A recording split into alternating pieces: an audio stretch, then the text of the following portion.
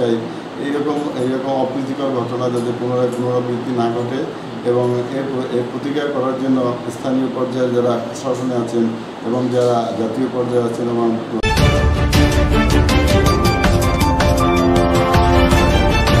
আসসালামু আলাইকুম।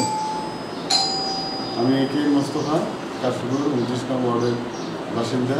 হাতাহাতি হয়েছে এবং এরপর যাচ্ছে হাতে লাঠি নেয়, তখন সে লাঠি অন্য একটা ছেলে ধরে এবং ধরে তাকে ওখান থেকে চলে যেতে বলে এবং তারপর সে আমাকে গালমন্দ করতে এবং আমাকে হুমকি দিতে চলে যায় এবং বলে আমাকে যেখানে দেখে সেখানেই মারধর করে।